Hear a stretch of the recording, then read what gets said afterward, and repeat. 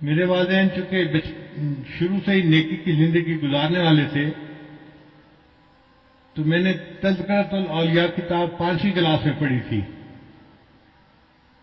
5ویں class کے بچے کو تو ابھی کنسیپٹ بھی نہیں ہوتا، مگر مجھے والد صاحب نے وہ کتاب لا کر دی کہیں سے، تو میں نے اس میں اللہ والوں کے واقعات پڑھے تو دل میں بڑا شوق ہوا کہ مجھے بھی اس لائن پہ چلنا ہے اور اللہ والوں کی لائن پہ آگے بڑھنا ہے۔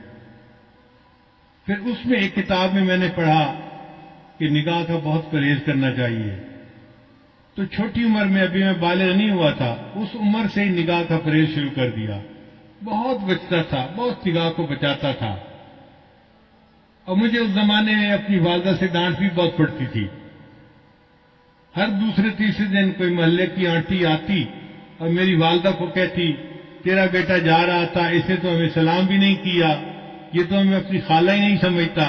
اور امی مجھے بلا لیتی تھی، بیٹا تو نے اپنی خالہ کو سلام کیوں نہیں کیا، یہ تو میری کلاس فیلو تھی، یہ تو میری سہیلی تھی، ہم بچپن کی دوست ہیں، تم سلام تو کرتے۔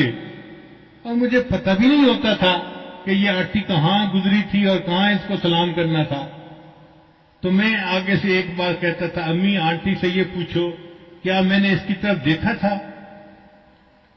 تو جب امی پوچھتی تو پھر وہ آنٹی کہتی، ہاں یہ تو یوں کر کے چلتا ہے، سر اس کا نیچے لگا ہوتا ہے، زمین کے علاوہ تو کچھ دیکھ نہیں رہا ہوتا، اس نے کہا اس کو۔ میں نے کہا امی مجھے یہ بھی نہیں پتا میرے پاس سے مرد گزرا ہے یا عورت گزری ہے، میں کس کو سلام کرتا؟ تب جا کے میری جان چھوٹتی تھی۔ لیکن اندر اندر مجھے بہت غصہ آتا تھا ان آنٹیوں پہ، سارا محلہ خالہ بنا ہوا ہے، سارا محلہ آنٹی بنا ہوا ہے، اور بس ان کو سلام ہی کرو چلتے ہوئے۔ لیکن نگاہ کی اتنی حفاظت کا بہت فائدہ ہوا۔ مجھے آتے جاتے جوتوں کی آواز سے پتہ چلتا تھا کہ قریب سے کون گزر رہا ہے۔ عام طور پہ مردوں کی جوتوں کی آواز اور ہوتی ہے اور عورتوں کے جوتوں کی آواز ڈیفرنٹ ہوتی ہے، اس سے اندازہ ہو جاتا تھا کہ قریب سے گزرا کون ہے، ورنہ کپڑا بھی نہیں دیکھتے تھے کہ قریب گزرنے والا کون تھا۔ اتنی نظر کی حفاظت کرنی ہوتی تھی۔ اس پر اللہ رب العزت نے پھر جو مہربانیاں کی وہ اب کیا بتائیں آپ کو۔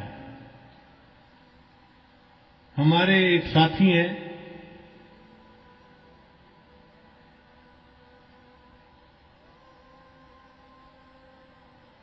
لاہور کے، ایک دن مجھے کہنے لگے کہ میں آپ کو ایک بات بتاؤں، مجھے حضرت نے بتائی۔ میں نے کہا بتائیں۔ کہنے لگے حضرت نے مجھے بتایا کہ دیکھو اس وقت آپ کسی مسجد میں کھڑے تھے، آپ کی طرف اشارہ کر کے حضرت نے کہا کہ اس بچے کو اس وقت 100 سے زیادہ مرتبہ نبی اسلام کی زیارت ہو چکی ہے۔